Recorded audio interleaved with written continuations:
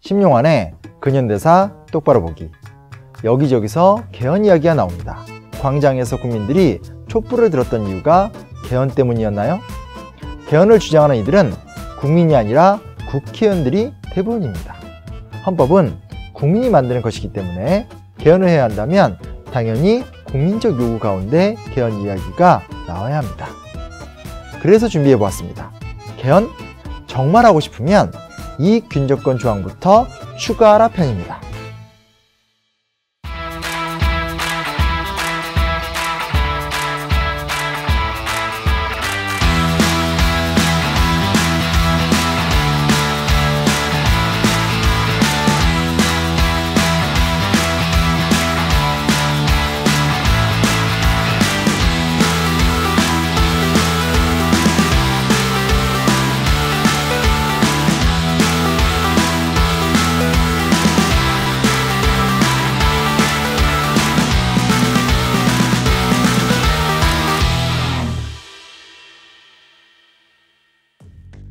중요한 전제가 있습니다.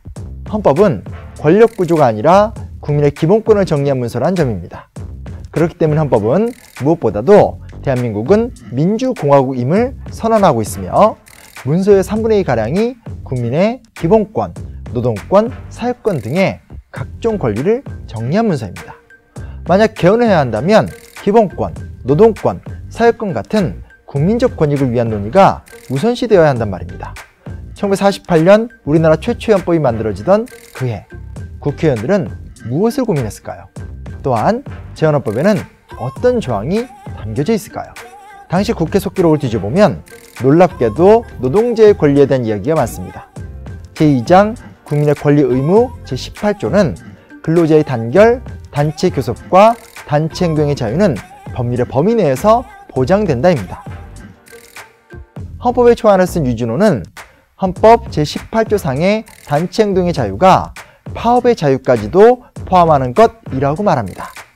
그리고 법률의 범위 내에서 보장된다는 정부가 법률을 이유로 노동자의 행동을 봉쇄하는 것을 합리화시키고자 함이 아닙니다.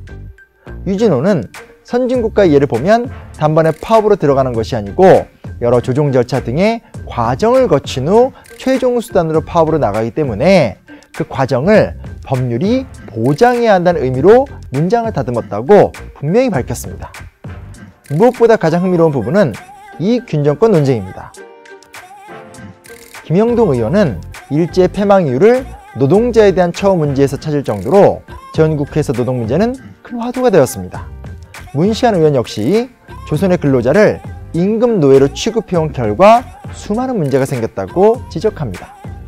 제헌헌법 제2장 국민의 권리 의무 제18조는 영리를 목적으로 하는 사기업에 있어서는 근로자는 법률이 정하는 바에 의해서 이익의 분배에 균점할 권리가 있다고 규정합니다.